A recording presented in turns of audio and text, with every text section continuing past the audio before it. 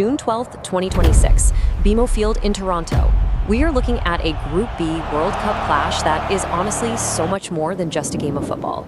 This is the Dragon meets the Maple Leaf. On one side, we have Canada, stepping onto the pitch as hosts, carrying the desperate pent-up hopes of an entire nation. And on the other, you've got Bosnia and Herzegovina, a team forged in absolute resilience and carrying this profound emotional weight from their history. Over the next few minutes, we're going to open up the tactical war room. We'll be looking at the formations, the squad demographics, the danger men, and the raw data that's ultimately going to dictate who walks away victorious. Okay, let's dive right into this because we have to talk about the massive elephant in the room for this nation. 0.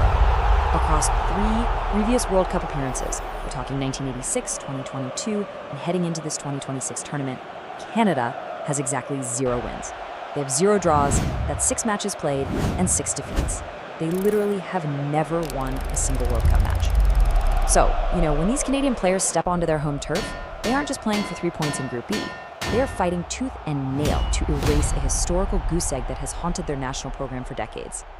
But contrast that Canadian goose egg with the number 4, as in the 4-time world champions, Italy.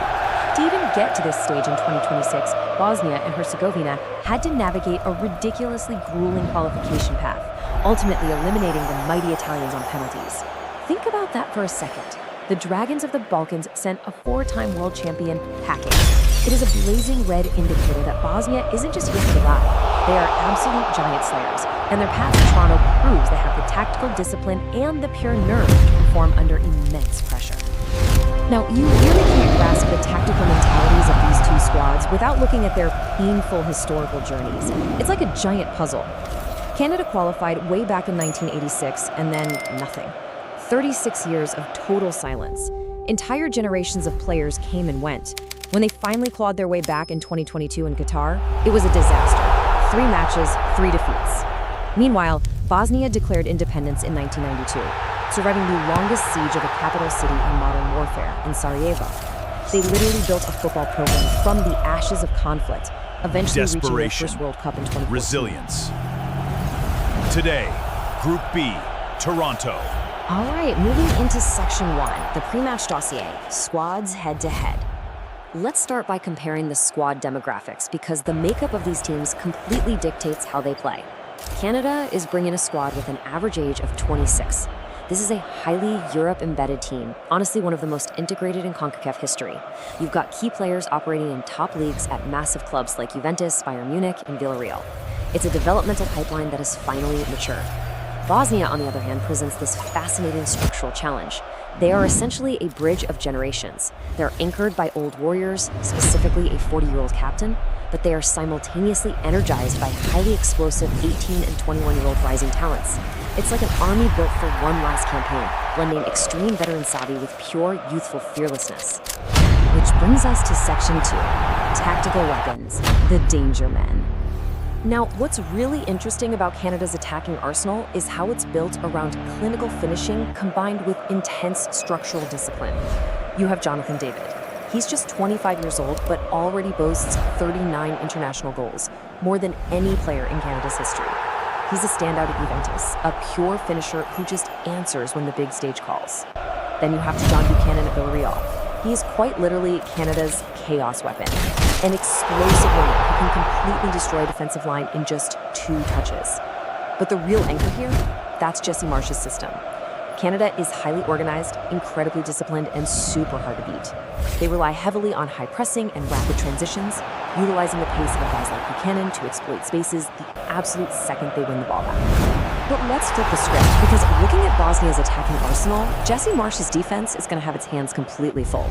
Up top, you have the absolute legend, Edin Dzeko. At 40 years old, he has 73 international goals. I mean, he is Bosnia's father figure, their tactical focal point, holding up play and bringing the dynamic wingers into the game. Beside him is Ermedin Demirovic, Stuttgart's explosive striker who brings all the hunger and pace that Dzeko might naturally lack at this late stage of his career. And then there's Asmir Bajraktarevic, the 21-year-old American-born PSV winger who actually scored the winning penalty against Italy.